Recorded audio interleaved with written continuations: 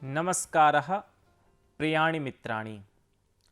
अद्य वयम् अभिज्ञानशाकुन्तलम् इति नाटकं पठिष्यामः। नाटकमिदं कविकुलगुरोः कालिदासस्य प्रसिद्धं नाटकमस्ति। अस्य नाटकस्य वैदेशिकैः अपि प्रशंसनं विहितमस्ति, यतः अस्मिन् नाटके सर्वेपि विषयाः अतितरां सम्यक्तया विवरिताः सन्ति। अत्र अस्मिन् नाटके पाठनीयाः विषयाः, तत्र वयं नाटकं किम् इति विषये अधिगमिष्यामः। नाटकानि कानि कानि भवन्ति, नाटकस्य स्वरूपं किम् इत्येतेषां विषयाणां विषये अधिगमिष्यामः। तदनु पात्रपरिचयं प्राप्स्यामः। अत्र अस्मिन् नाटके यानि प्रमुखानि पात्राणि वर्तन्ते तेषां विषये एव वयं चर्चां विधास्यामः। ततः परं कविः कालिदासः अस्य नाटकग्रन्थस्य रचनाकारः वर्तते कविः कालिदासः। तस्य कालिदासस्य विषये अपि चर्चां कुर्मः। ततः परं वयं शाकुन्तलस्य सामान्यपरिचयं प्राप्स्यामः। अभिज्ञानशाकुन्तलं किम् इति विषये अधिगमिष्यामः। तदनु उपसंहारत्वेन वयं पश्यामः किम् औचित्यम् अस्ति अभिज्ञानशाकुन्तलस्य। सर्वादौ नाटकम्। अभिज्ञानशाकुन्तलं नाटकमस्ति इति कृत्वा संस्कृतसाहित्यं द्विधा विभक्तमस्ति, दृश्यं श्रव्यं च। तत्र दृश्यं किं भवति, तत्राभिनेयं तद् रूपारोपात्तु रूपकं। दृश्यमेव रूपकं भवति। नाटकानां कृते पारिभाषिकशब्दः रूपकम् इति कथ्यते। रूपकम् इति शब्दस्य प्रयोगः नाटकानां कृते विहितः वर्तते। रूपकाणि दशप्रकारकाणि भवन्ति। दशप्रकारकाणि रूपकाणि प्रथितानि वर्तन्ते। तत्र वयं श्लोकमाध्यमेन द्रष्टुं शक्नुमः। नाटकम् अथ प्रकरणं भाणव्यायोगसमवकारडिमाः इह मृगाङ्कवीथ्यः प्रहसनम् इति रूपकाणि दश। एतानि दशरूपकाणि वर्तन्ते। एतेषां दशरूपकाणां सम्यक्तया दृश्यत्वमपि भवति, श्रव्यत्वमपि भवति। अत्र द्वयमपि प्रथितं भवति। तत्रापि प्रथमत्वेन अस्माभिः नाटकम् इति स्वीकर्तुं शक्यते। नाटकं प्रथममस्ति, यतः नाटकं विशिष्टं भवति इति वयं कथयितुं शक्नुमः। नाटकं किं, तत्र न तज्ज्ञानं न तच्छिल्पं न सा विद्या न सा कला नास्वौ योगो न तत्कर्म नाट्येऽस्मिन् यन्न दृश्यते। नाटके सर्वमपि विद्यमानम् अस्ति। तादृशं किमपि ज्ञानं नास्ति यन्नाटके स्थितं न भवति। न तच्छिल्पं, तादृशं शिल्पं नास्ति यन्नाटके विद्यमानं न भवति। सा कापि विद्या नास्ति या विद्या नाटके न भवति। नाटके सर्वाः अपि विद्याः विद्यमानाः भवन्ति। कापि कला तादृशी नास्ति या कला नाटके विद्यमाना नास्ति। नाटकेभ्यः वयं कलां प्राप्तुं शक्नुमः। कथम् अस्माभिः कलावद्भिः भाव्यम् इति वयं नाटकैः अवगन्तुं शक्नुमः। नास्वौ योगौ, तादृशं किमपि कर्म नास्ति यन्नाटके विद्यमानं नास्ति। तादृशः योगः नास्ति यः नाटके विद्यमानः नास्ति। नाट्येऽस्मिन् यन्न दृश्यते। अस्मिन् नाट्ये एतस्य अभिप्रायः वर्तते सर्वमपि विद्यमानम् अस्ति, सर्वमपि नाटके स्थितं भवति इति अस्माभिः कथयितुं शक्यते। तत्र अभिज्ञानशाकुन्तलं यद् नाटकं वर्तते तत्तु अतितरां प्रसिद्धं नाटकमस्ति। तत्र लिखितमपि अस्ति केनापि। काव्येषु नाटकं रम्यं तत्र रम्या शकुन्तला तत्रापि चतुर्थोऽङ्कः तत्र श्लोकचतुष्टयं काव्येषु सर्वेषु काव्येषु यानि कानि अपि काव्यानि वर्तन्ते तत्र नाटकं रम्यं भवति। अतितरां रम्यं यदि किमपि अस्ति तर्हि नाटकमेव अस्ति। तत्र रम्या शकुन्तला, नाटकेषु अपि शकुन्तला रम्या अस्ति, अतितरां रम्या सुतरां रम्या शकुन्तला अस्ति। शकुन्तला अस्ति इत्यस्य अभिप्रायः वर्तते अभिज्ञानशाकुन्तलम् अतितरां रम्यमस्ति, बहुरम्यमस्ति, अद्भुतमस्ति। तत्रापि च चतुर्थोऽङ्कः, तत्रापि अभिज्ञानशाकुन्तले नाम 7 अङ्कात्मकम् इदं नाटकम्। अस्मिन् नाटके अपि अभिज्ञानशाकुन्तलस्य चतुर्थोऽङ्कः सुतरां समीचीनः रम्यः अङ्कः वर्तते। तस्मिन् अपि चतुर्थे अङ्के श्लोकचतुष्टयं 4 श्लोकाः बहुप्रसिद्धाः वर्तन्ते, सारगर्भिताः श्लोकाः ते 4 वर्तन्ते। तेषां स्मरणेन एव जीवनस्य कृते नूतनाः सूचनाः लभ्यन्ते, सूचनाः प्राप्यन्ते। पात्रपरिचयः, तत्र प्रथमपात्रत्वेन राजा दुष्यन्तः वर्तते। अयं राजा दुष्यन्तः धीरोदात्तनायकः याचनायकः प्रथितः वर्तते। उत्तमः नायकः भवति नाटकस्य धीरोदात्तनायकः। अयमेव दुष्यन्तः शकुन्तलायाः पतिः अपि वर्तते, पतिः अपि अस्ति अयमेव। द्वितीया नायिका वर्तते अस्य नाटकस्य शकुन्तला। इयं शकुन्तला कर्णवस्य धर्मपुत्री, दुष्यन्तस्य पत्नी, मेनका विश्वामित्रयोः पुत्री, 18 वर्षदेशीया आदर्शकन्या। इयम् अतितरां सुशीला सुन्दरी च कन्या वर्तते। तदनु कर्णवः, शकुन्तलायाः पालकः धर्मप्रता। अयमेव कर्णवः शकुन्तलां पालितवान् अस्ति, पोषितवान् अस्ति, अतः धर्मपिता वर्तते। आश्रमस्य कुलपतिः, अस्य आश्रमस्य कुलपतिः अपि अस्ति, यत्र शकुन्तला तिष्ठति। काश्यप इति नामधेयः। अस्य अपरं कर्णवस्य अपरं नाम काश्यप इत्यपि वर्तते। तद्वयं नाटकपठनकाले ज्ञास्यामः। कुत्रचित् काश्यपः वदति इति लिखितमस्ति, अतः अस्माकं भ्रमः न स्यात् इति धिया अत्र काश्यपः इति अपरं नाम कर्णवस्य वर्तते। नैष्टिकब्रह्मचारी अयं ऋषिः वर्तते।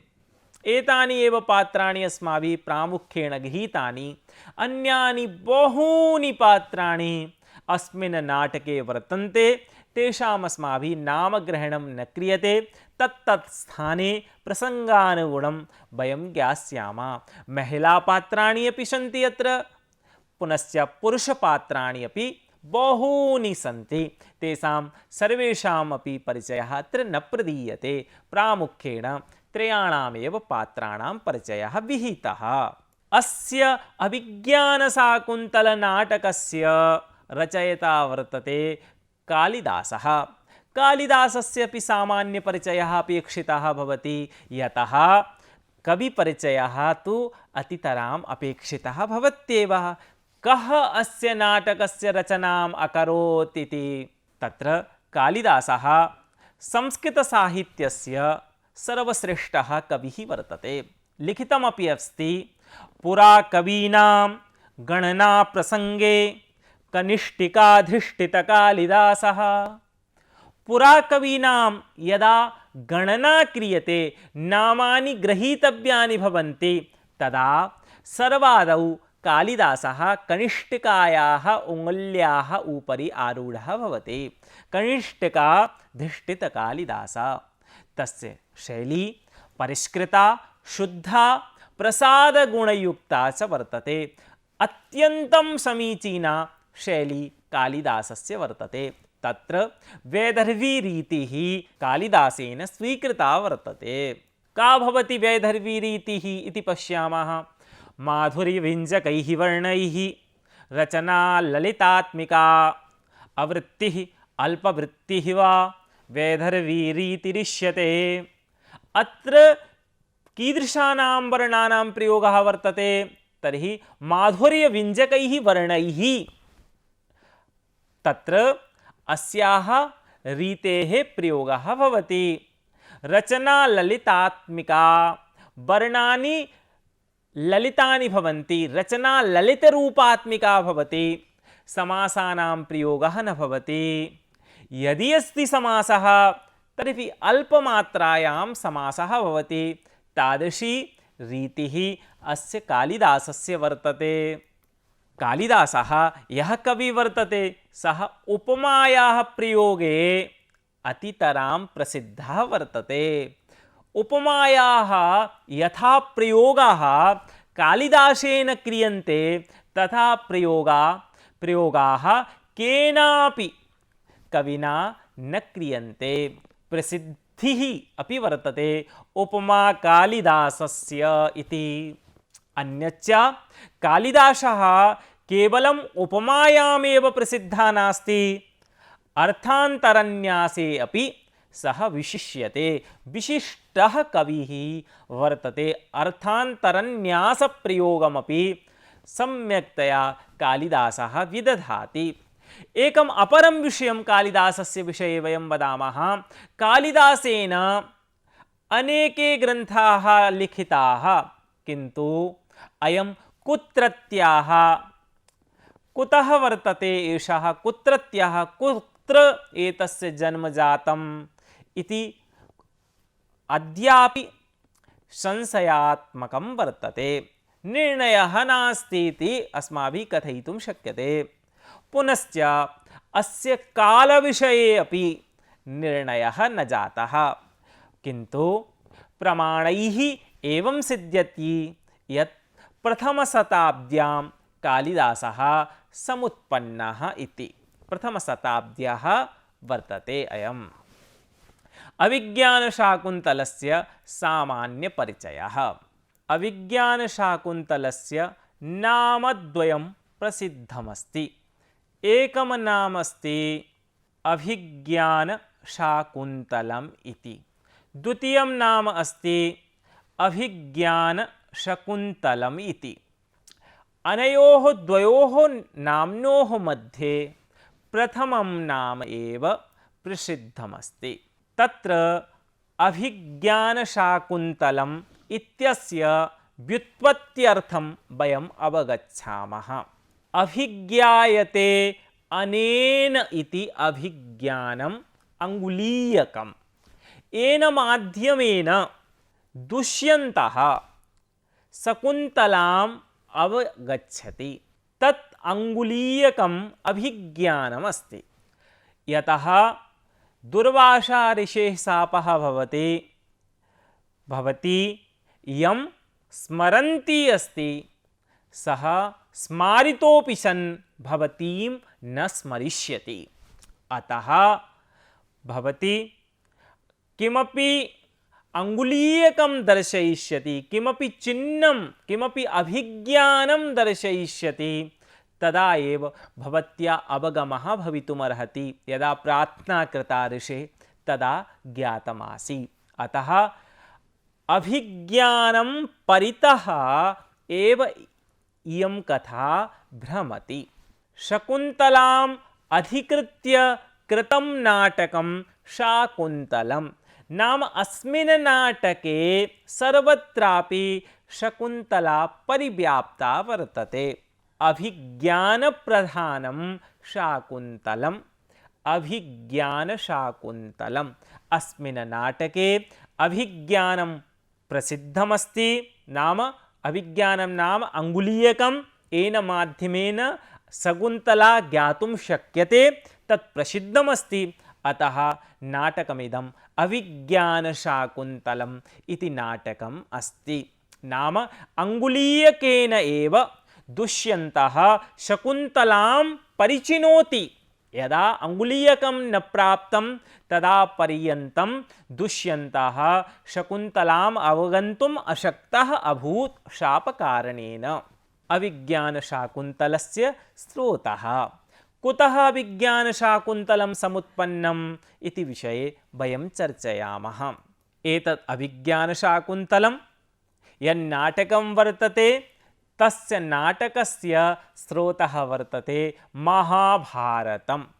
महाभारतस्य आदिपर्वणः 67तमात् अध्यायात् 74तम अध्यायं यावत् दुष्यन्तशकुन्तलयोः कथा प्राप्यते। तत्र इदं नाटकं वर्णितम् अस्ति। एवञ्च पद्मपुराणस्य स्वर्गखण्डे अपि नाटकमिदम् उपलभ्यते। पद्मपुराणस्य स्वर्गखण्डे अपि इयं कथा अस्ति। एवञ्च श्रीमद्भागवतस्य 9 स्कन्धे अपि इयं कथा उपलभ्यते। किन्तु वास्तविकरूपेण अभिज्ञानशाकुन्तलस्य मूलं तु महाभारतमेव अस्ति। महाभारतादेव अभिज्ञानशाकुन्तलं स्वीकृतमस्ति इति सर्वैः अपि अङ्गीक्रियते, सर्वैरपि अनुमन्यते। छन्दसां परिचयः। अभिज्ञानशाकुन्तले येषां छन्दसां प्रयोगः विहितः वर्तते तेषामपि ज्ञानम् अपेक्षितमस्ति अभिज्ञानशाकुन्तल अध्ययनात् पूर्वं। यतः कवि कालिदासः सर्वस्मिन् अभिज्ञानशाकुन्तलनाटके 24 छन्दसां प्रयोगम् अकरोत्। तत्र छन्दसां संख्यादृष्ट्या आर्यछन्दसः प्रयोगः सर्वाधिकः 49 श्लोकेषु कृतः वर्तते। सर्वाधिकः प्रयोगः आर्यः छन्दसः कृतः अस्ति कविकालिदासेन। तत्र श्लोकदृष्ट्या वयं छन्दसाम् अभिज्ञानं प्राप्नुमः। वसन्ततिलका छन्दसः प्रयोगः 30 श्लोकेषु वर्तते। अनुष्टुप् छन्दसः प्रयोगः 27 श्लोकेषु वर्तते। शार्दूलविक्रीडित छन्दसः प्रयोगः 22 श्लोकेषु वर्तते। वंशस्थ छन्दसः प्रयोगः 13 श्लोकेषु वर्तते। उपजाति छन्दसः प्रयोगः 11 श्लोकेषु वर्तते। मालिनी छन्दसः प्रयोगः 9 श्लोकेषु वर्तते। शिखरिणी छन्दसः प्रयोगः 7 श्लोकेषु वर्तते। मन्दाक्रान्ता छन्दसः प्रयोगः 5 श्लोकेषु वर्तते। द्रुतविलम्बित छन्दसः प्रयोगः 5 श्लोकेषु वर्तते। मालभारिणी छन्दसः प्रयोगः 4 श्लोकेषु वर्तते। हारिणी छन्दसः प्रयोगः 3 श्लोकेषु वर्तते। पुष्पिताग्रा छन्दसः प्रयोगः 3 श्लोकेषु वर्तते। सुन्दरी छन्दसः प्रयोगः 3 श्लोकेषु वर्तते। पथ्यावत्र छन्दसः प्रयोगः 2 श्लोकयोः वर्तते। इन्द्रवज्रा छन्दसः प्रयोगः 2 श्लोकयोः वर्तते। प्रहर्षिणी छन्दसः प्रयोगः 2 श्लोकयोः वर्तते। शृग्धरा छन्दसः प्रयोगः 2 श्लोकयोः वर्तते। अपरवक्त्र छन्दसः प्रयोगः 2 श्लोकयोः वर्तते। गीति छन्दसः प्रयोगः 2 श्लोकयोः वर्तते।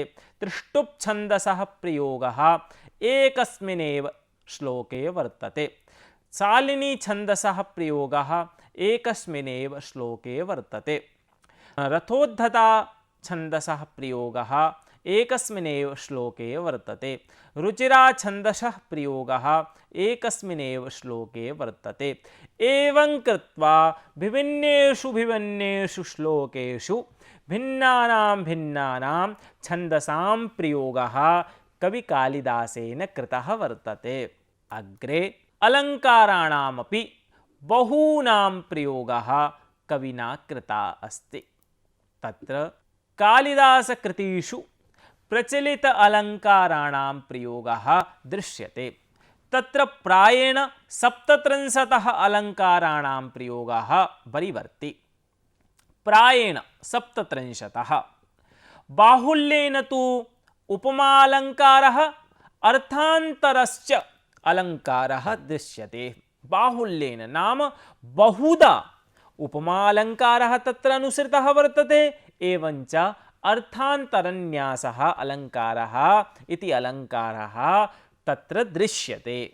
उच्यते हि अर्थान्तरस्य विन्यासे कालिदासो विशिष्यते। नाम अर्थान्तर अलङ्कारस्य प्रयोगे कालिदासः अतीव प्रसिद्धः अस्ति। बहु सम्यक्तया अर्थान्तरन्यासस्य प्रयोगं कविः करोति। एवं उपसंहारं वयं पश्यामः। कालिदासस्य अनेकासु कृतिषु अभिज्ञानशाकुन्तलं विशिष्यते। अस्य अभिज्ञानशाकुन्तलस्य अतीव महत्त्वमस्ति। नाटकरूपेण अभिनन्दनीयं च वर्तते। अत्र अभिज्ञानशाकुन्तले प्रायेण सर्वेपि नाट्यनियमाः परिपालिताः दृश्यन्ते। कालिदासस्य विषयनिरूपणं नाट्यदृष्ट्या अद्भुतमस्ति, बहु उत्तमम् अस्ति। अत्र शृङ्गाररसस्य प्राधान्यमस्ति। प्राधान्यत्वेन शृङ्गाररसस्य अत्र अङ्गीकारः वर्तते, किन्तु अन्ये सर्वेपि रसाः आनुषङ्गिकरूपेण अत्र वर्णिताः वर्तन्ते। यद्यपि विप्रलम्भसिङ्गारस्य पर्याप्तविवरणमस्ति, तथापि समाप्तिः तु शकुन्तलादुष्यन्तयोः मेलनेन सुखान्तत्वेन भवति। अतः संभोगसिङ्गारः एव अङ्गीकार्यः अस्ति अस्मिन् नाटके। अपि च इदं सप्ताङ्कमिदं नाटकम् अस्ति। अत्र 7 अङ्काः सन्ति। अस्य आधुनिकपरिप्रेक्ष्ये का उपादेयता वर्तते इति अस्माभिः चिन्तनीयम् अस्ति।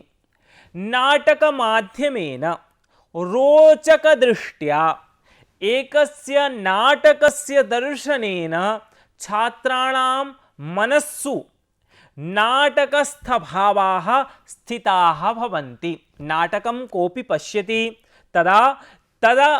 तदाकारकारितवृत्तिरूपेण सः नायकत्वम् आत्मनि जनः परिशीलयति, तदनुगुणमेव व्यवहारं करोति।